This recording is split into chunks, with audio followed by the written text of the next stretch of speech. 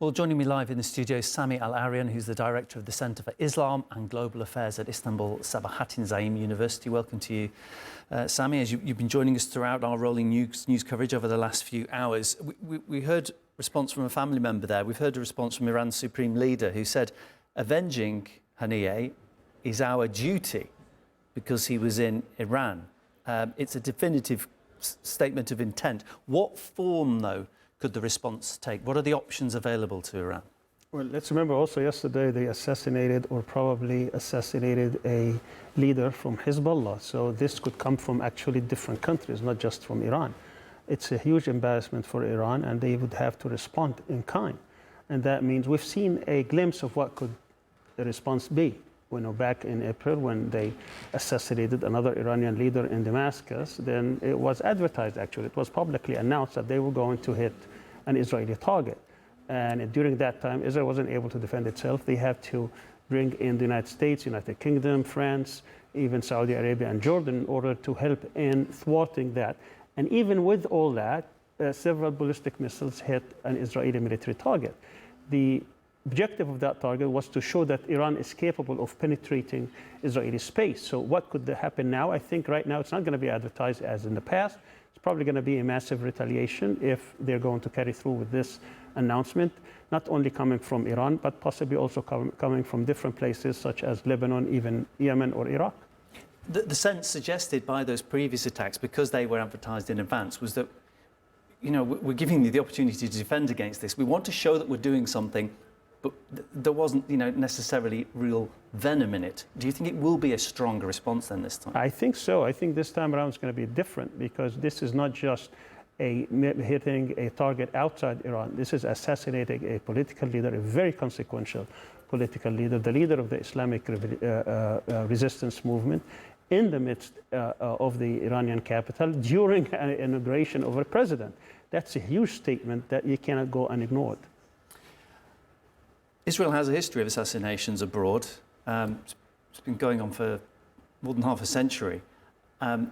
You suspect they do it because they feel that they're achieving something by this, but there's a lot of experts who argue that actually, apart from maybe a quick, almost Pyrrhic victory, that long-term, this just fosters more anti-Israeli sentiment, and it actually works against them if you look in, years down the road. What's your opinion on that? That's true. Unfortunately, the Israeli regime have been using assassination as a tool.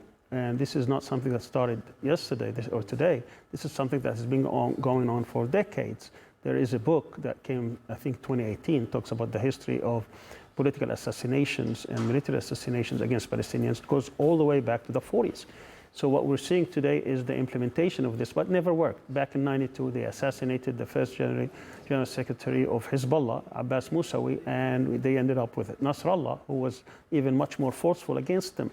And they have assassinated Ahmed Yassin and Abdelaziz Rantisi, who were two of the first leaders of Hamas back in 2004, within 3 weeks of each other. And then they got Khalid Mishal, and they got Haniyeh, and certainly someone else is going to emerge also. Hamas and Hezbollah and others are not tied to personalities. These are movements that are very deeply rooted in the societies that they emerged from, and they are there to resist the Israeli hegemony, Israeli control. Israel is out of control. It's a rogue state now, and it's doing something that no other nation does on earth. I mean, we haven't seen that kind of a vengeful, genocidal wars probably in the past, since World War II, since the actual Holocaust was taking place against the Jewish communities themselves in Europe. Why does Israel keep doing it? It must feel it's getting something from this. Because they feel that they are exception, that they are superior to others, that they have this entitlement because of what happened to them throughout history.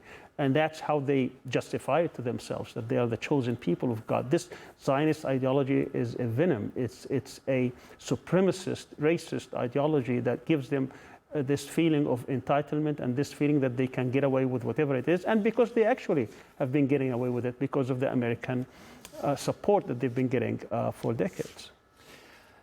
It's a show of strength, you would think, usually, killing somebody, especially on another nation's sovereign territory.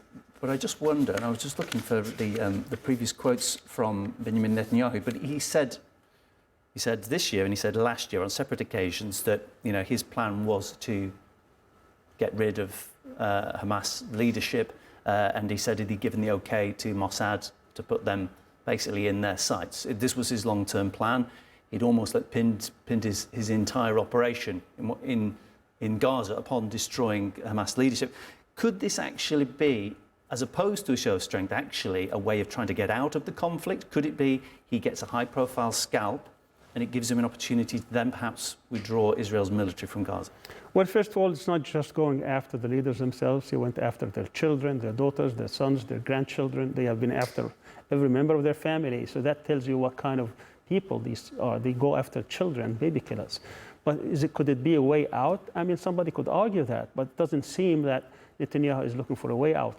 He's looking to prolong this war. If anything we can get out of the speech he gave last week to Congress, it's that he has no vision, no idea to how to stop this war. He wanted to continue this war for, number one, in order to escape accountability and not to go to prison, because if this war is shut down, he may actually go to prison because of the corruption charges against him. But also, I think he is favoring Trump in this race, and Trump will have a more probability of being elected as president with this war going on rather than being shut down. And that's why the Democrats, at least temporarily, they would like to shut this war down, because it will be less likely for Harris to be elected with this war going on because of the social upheaval it may emerge during the fall semester on campuses around the United States.